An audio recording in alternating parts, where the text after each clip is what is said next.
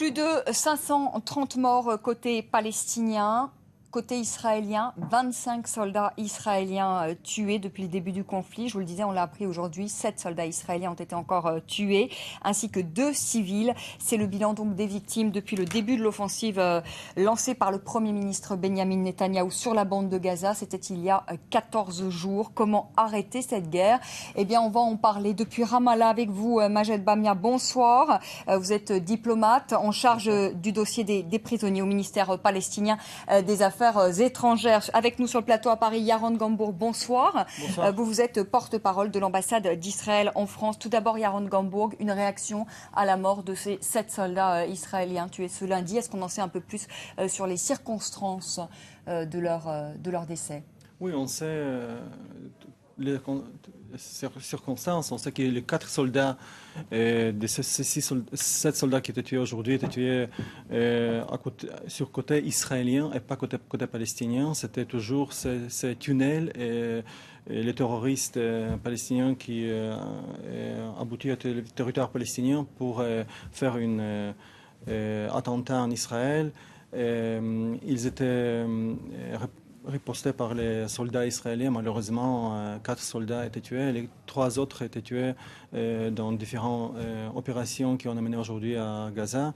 C'est ce qui, si on peut résumer, aujourd'hui, c'est clair que cette infrastructure des tunnels à Gaza, des tunnels de terrorisme, sont une vraie but de notre opération pour démanteler les Hamas de ses armes et pour démanteler ces Hamas de ces infrastructures terroristes qui, juste aujourd'hui, on a aussi découvert 7 nouveaux tunnels, des tunnels qui étaient construits par les Hamas. Ce qui veut dire que cette offensive va se poursuivre. Ce qui veut dire que cette offensive va se poursuivre jusqu'à la destruction totale de ces tunnels. C'est combien de temps? C'est possible. Vous évaluez le temps? Peut-être semaines. Quelques semaines, on a besoin de quelques semaines pour quelques semaines encore, oui. Quelques semaines, on rappelle le bilan, 25 morts soldats israéliens, plus 2 civils israéliens tués, 27, un tribut très lourd pour Israël, plus de 530 Palestiniens. C'est pas les comptes qu'il faut faire. Les menaces sur Israël, c'est les menaces comme le même. Mais ça fait beaucoup de morts. Ce que je veux dire, oui, Yaron Gambourg, c'est que ce soit côté israélien ou palestinien, ça fait beaucoup de morts. Pendant la Seconde Guerre mondiale, plusieurs civils allemands qui étaient tués, et c'était pas le cas aux États-Unis, en Grande-Bretagne. Mais est-ce que les Grands-Bretagne et les États-Unis avaient raison de faire ce qu'ils ont fait en Allemagne? Je pense que c'est le même parallèle qu'il faut faire aujourd'hui. Majed Bamia, je voudrais que vous réagissiez aussi. Est-ce qu'il n'est pas le temps d'arrêter cette guerre? Est-ce que le Hamas n'aurait pas dû accepter cette trêve quand on voit ce bilan? Plus de 530 Palestiniens tués, dont 4 enfants qui ont été tués encore ce lundi.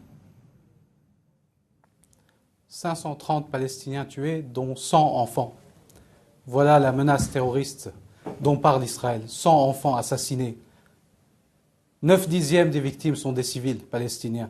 Des familles entières décimées de nouveau. On a 17 membres, 10 membres, 4 membres de la même famille. Et donc, nous demandons la réciproque.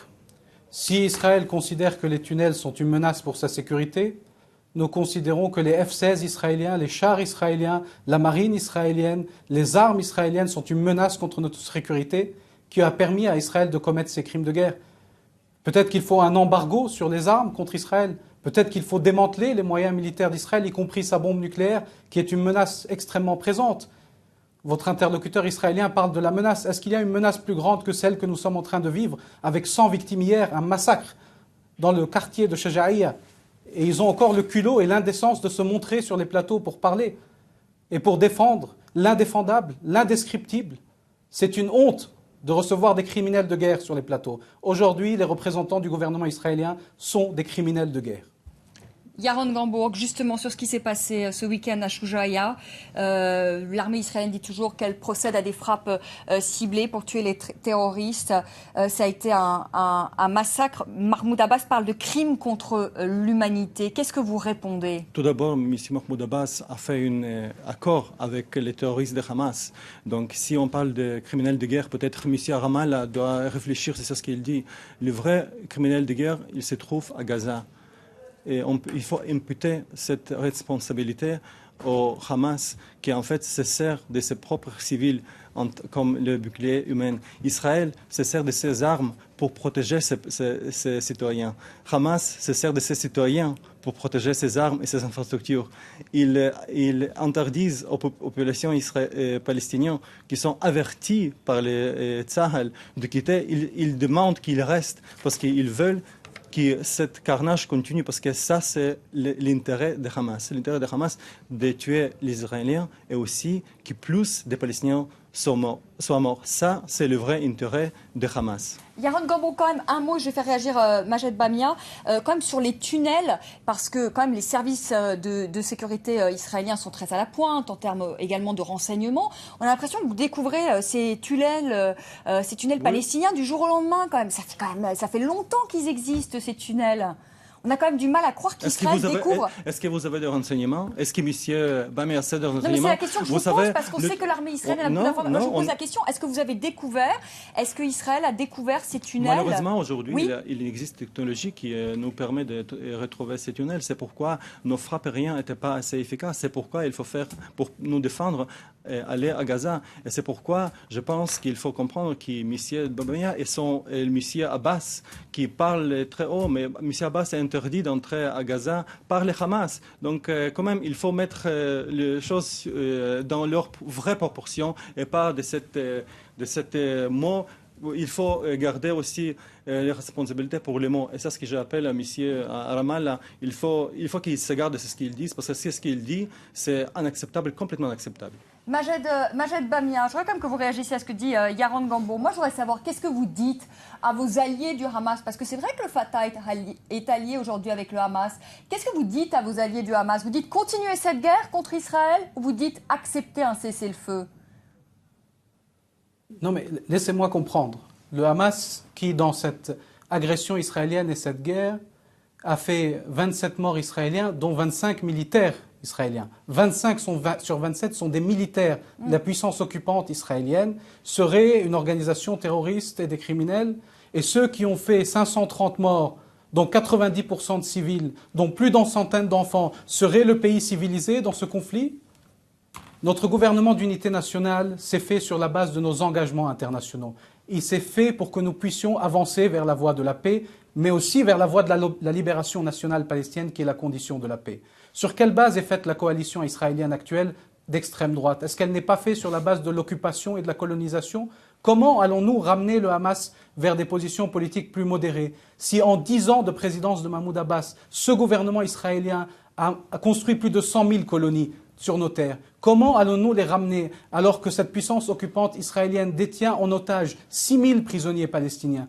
Comment nous allons convaincre notre peuple que le gouvernement israélien actuel est un partenaire pour la paix et non une puissance occupante et un gouvernement d'apartheid, quand ce gouvernement d'apartheid continue la construction du mur, fait des incursions dans nos villes, en Cisjordanie même, continue à tuer des Palestiniens et des enfants?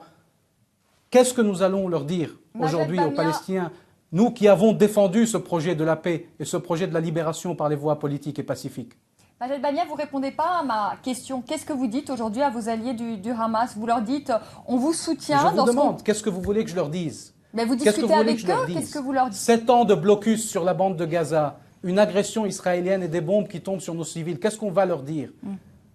Déposer les armes et laissez-les les bombarder? C'est ça le discours politique que nous devons porter? Nous sommes en train de tenter d'arriver à une fin de l'agression, à une levée des sièges par les voies politiques. Que la communauté internationale nous aide, et nous aurons alors quelque chose à dire au Hamas. Que la communauté internationale nous aide à mettre fin à l'occupation par les voies politiques et pacifiques. Et à ce moment-là, nous aurons quelque chose à dire au Hamas. Mais il faut parler à ceux qui bénéficient de l'impunité totale. Vous savez, le Hamas, il est placé sur les listes d'organisations terroristes. Il a été boycotté par la communauté internationale. Votre interlocuteur est présent en France, personne ne le boycotte. Cette impunité israélienne qui se poursuit est la raison essentielle pour laquelle le processus de paix n'avance pas. Ce n'est pas le Hamas, c'est l'occupation, c'est le déni des droits depuis 60 ans des Palestiniens. Ça suffit de dire que parce qu'il y a la révolte des esclaves, que l'esclavage est acceptable. Bien sûr que parfois on peut mal se conduire, bien sûr qu'il peut y avoir des violations du droit, on peut les regarder. Mais alors qu'Israël vienne et qu'on aille ensemble signer le statut de Rome et que nous allions devant la Cour pénale internationale, on verra, elle déterminera qui a raison et qui a tort. Les tribunaux israéliens militaires ne se privent pas de juger des Palestiniens alors qu'ils sont complètement illégitimes. Dites-moi combien de colons et de soldats israéliens ont été jugés pour leurs crimes. 0. Donc on arrête avec cela. Il y a une puissance occupante qui met fin à l'occupation. Nous avons 530 morts, 100 enfants. Et le monde attend et nous regarde.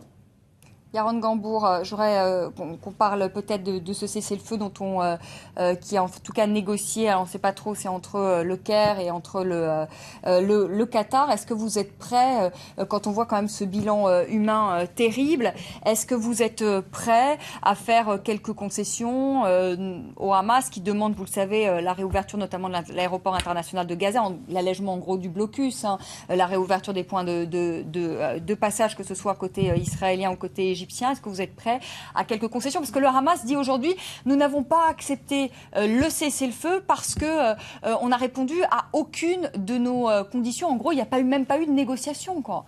Vous savez, Israël a accepté le cessez-le-feu égyptien et pour nous, ça reste une proposition.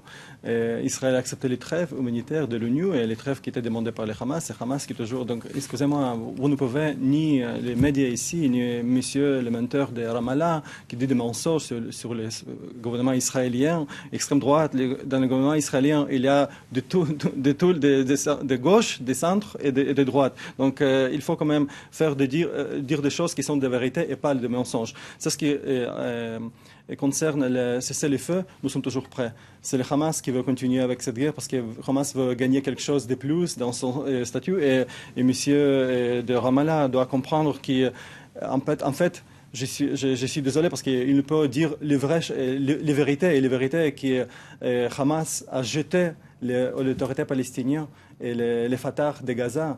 Hamas est une organisation terroriste. Hamas est une organisation terroriste reconnue par l'Égypte. Les blocus sur Gaza étaient blocus sur Hamas israélo-égyptien. Les propositions égyptiennes sont toujours pour nous complètement acceptables, mais ce n'est pas complètement pas acceptable pour le Hamas. Donc il faut dire la vérité. Parce que le Hamas dit qu'il n'y a rien à négocier. Vous savez, Hamas veut détruire l'État d'Israël, c'est leur charte officielle. Donc, oui, mais ce que j'ai aussi envie de vous dire, c'est qu'il y a eu plusieurs guerres entre Israël et le Hamas. Et finalement, est-ce que ce ne sont pas des guerres pour rien? Parce qu'au final, vous vous retrouvez toujours confrontés aux tirs de roquettes. Mais Israël est prêt. Israël est prêt, justement. On a dit